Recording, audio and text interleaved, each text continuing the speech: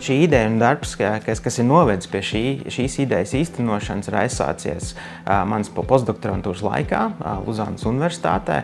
Un tur es pētīju, kā kukaiņu kaitēkļu izraisītāji ierosina starpaugu signālus. Un mums izdevās arī šo te darbu nopublicēt diezgan labā žurnālā New Phytologist, kurā mēs bijām būtībā pirmie, kas parādīja, ka kukaiņu olās esošās molekulas tiek atpazītas augā, izraisa auga iekšienē sistēmiskas atbildes reakcijas, un šis signāls pārvietojās arī uz blakus esošiem augiem.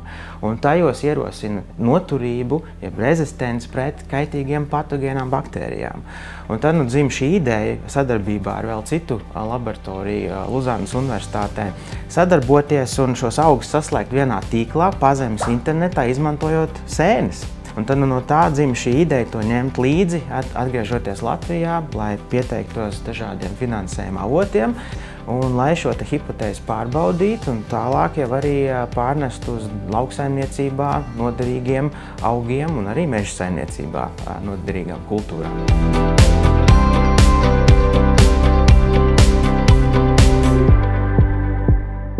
Pēdējā pusotra gada laikā, mums izdevās ar LU fondu un mikrotīku palīdzību izveidot tādu pamatu infrastruktūru, lai darbotos ar zebraziltiņām. Tas ir tādas nelielas ziltiņas, kas izmanto pētniecībā bieži kā labus modeļus reģenerācijai, audzēju pētījumiem.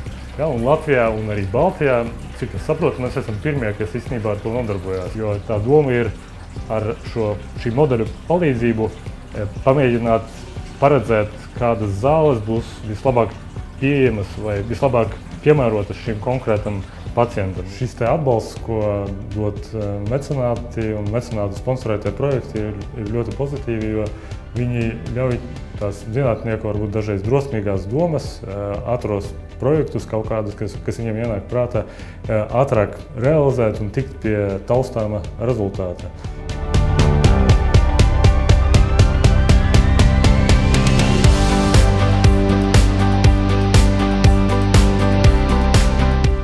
Mēs pētam magnetotaktiskas baktērijas, kas būtībā ir magnētiskas šūnas. Un kāpēc viņas mūs interesē? Tādēļ, ka mēs viņas varam vadīt ar magnētisko lauku. Un mēs gribam uzzināt iemeslus, kāpēc baktērijas viņas ražo. Jo skaidrs, ka visā pasaulē izmanto šīs baktērijas, lai ražotu nanodaļiņas, bet mēs gribam uzzināt, vai ir kaut kādi bioķīmiski veidi, kā paaugstināt sintēzi, kā pavairot baktērijās šīs daļiņu skaitu, un mums ir veidi, kā mēs to spējam izdarīt, un mums ir veidi, kā mēs to spējam nomērīt.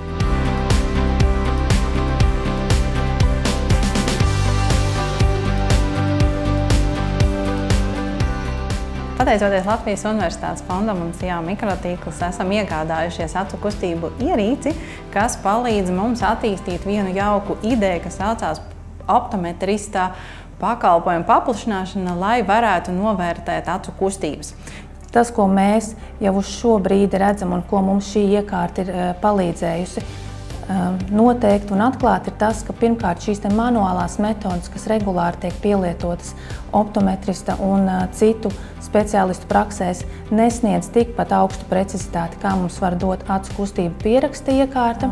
Tad iekārta mums ļauj novērtēt arī smalkākus acu kustību detaļas, ko mēs ar aci, novērojot pacientu, vienkārši ar aci nespētu noteikt.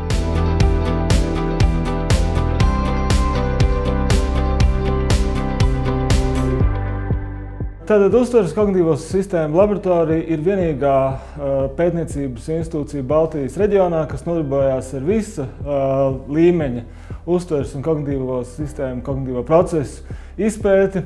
Un tie mūsu pētniecības virzieni ir vizuāli telpiskie procesi, dažādi uztveres domēnu miedarbības, un tad mums ir liels pētniecības virziens nevrodeģeneratīvu slimību izpēte, izejot no tā, kas notiek ar cilvēku vizuāli telpiskiem procesiem. Šādu ierīču iegāde ir ļoti nozīmīga pētniecības komandām. Šādu, tieši ko mēs tagad esam, pateicoties Latvijas Universitātes fonda un mikrotika atbalstam, saņēmuši, kas ir viena no jaudīgākām acu kustību ierīcēm pašreiz pasaulē, jo tādas dārgas ierīces iegādāties faktiski nav iespējams nevienā no projektu grantiem. Un šis mums dod iespēju, tiešām tas nav vienam pētījumam, tas mums strādās noteikti ļoti daudziem pētījumiem.